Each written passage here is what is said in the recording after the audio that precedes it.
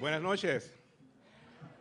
Before I present the next award, I want to recognize some important visitors here who are here to support the work of the National Hispanic Council on Aging. First, we have Cristina Lopez, President and CEO of the National Latina Leadership Institute. Cristina?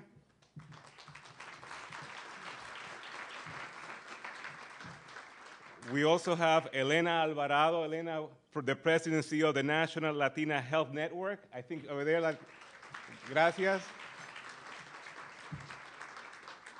We also have Margaret O'Brien, President and CEO of the Consumer Health Foundation. Margaret.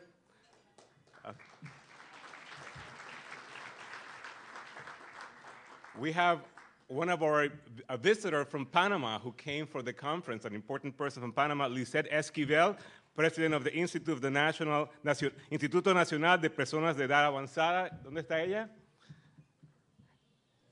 Okay, but she came all the way from Panama to be here with us. We have Alma Cárdenas Molina from the Congresswoman Norton's office. Alma.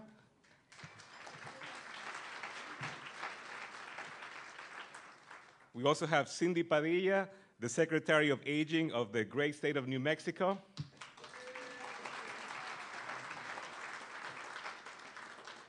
And also, I want to acknowledge two people who have worked day and night, and I really mean day and night. Maria Eugenia Hernandez Lane, and I don't know where she is, but believe me, she's been working. When you get an email at 3 o'clock in the morning, you know that they're working very. Maria Eugenia, gracias. Gracias por tu labor. And also Rachel Griego. Where is Rachel? Rachel, thank you so much. So each year, NACOA presents the Health and Wellness Award to an individual who has demonstrated an unwavering commitment to the well-being of Hispanic older adults and to improving the quality of life of Hispanic older adults, their families, and communities. This year, the award goes to a renowned visionary and leader in the field of health disparities. The recipient of the award has devoted his professional life to improving the health status of minority populations in the United States. For over 15 years, he has led the National Institute of Health Minority Health and Health Disparity Research Program, making what was once a vision into a reality. He has planned and brought into fruition the largest biomedical research program in the nation, focusing in minority health and health disparities research and training. Throughout his illustrious career, he has maintained a firm commitment to raising the awareness of existing and emerging health inequities among diverse communities, addressing these inequities through research and encouraging innovation through the support of community-based participatory research. Please welcome the Director of the National Center of Minority Health and Health Disparities at the National Institute of Health, Dr. John Ruffin.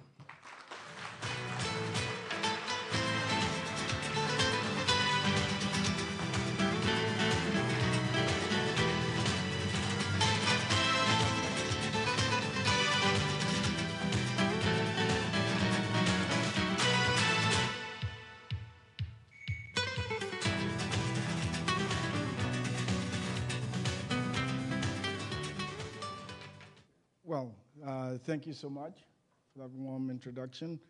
I guess those of you who have followed the creation of the National Center on Minority Health and Health Disparities at the National Institutes of Health would know right off the bat that actually my comment should really be about thanking other people as opposed to thanking myself, because I've always felt as though my role at the National Institutes of Health is that of a good drum major. And I say that because those of you who have followed the creation of the office know that we were created in August of 1990, so we're approaching almost 20 years now. And we've gone through a lot of changes over that period of time, and you would also know that our office was congressionally mandated. And so much of the benefits that the community receives from office is due in large measure to the Congress of the United States.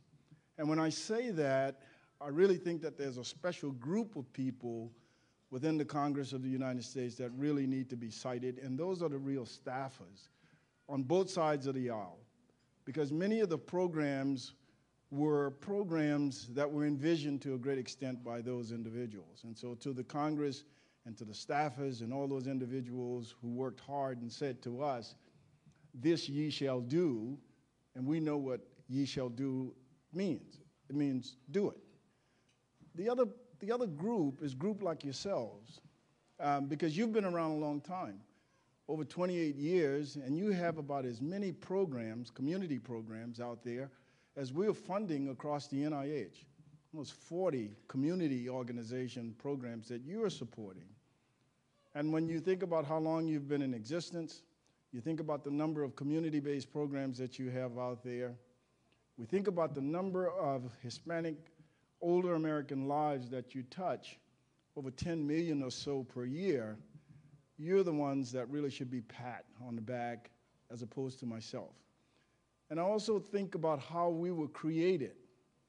When our office was created in August of 1990, the budget at that time was about $1.5 million. Can you imagine? And one of the things that we asked ourselves was, what can we do with $1.5 million? What are we going to do to help all of the individuals who need to be supported? I'll tell you what we did with $1.5 million. We decided that we would hold meetings around the country, and we would go around the country and we would ask one single question. And that question would be, what is it that we should be doing for the various communities around the country that we're not doing? What is it that we should be doing that we're not doing? And you were the ones who responded. You were the ones who said to a great extent, you know what? NIH is pretty good when it comes to biologics and dealing with issues in the laboratory and places of that sort. But we know that health disparities is more than just the biologic. It's also about social determinants of health as well, and dealing with many of those kinds of issues. And it was you who said, we've got to get the community involved, that we're not going to do anything at all about health disparities until the community becomes a part of what we do. And so now, as a result, if we were to speed this fast forward, we have almost 55 community-based participatory organizations around the country that are now funded by the National Institutes of Health out of our National Center on Minority Health and Health Disparities. But it was because those recommendations came from you. I'm honored for this recognition, but I accept it by saying to you, thank you. And so that Barbara doesn't get ahead of me, muchas gracias.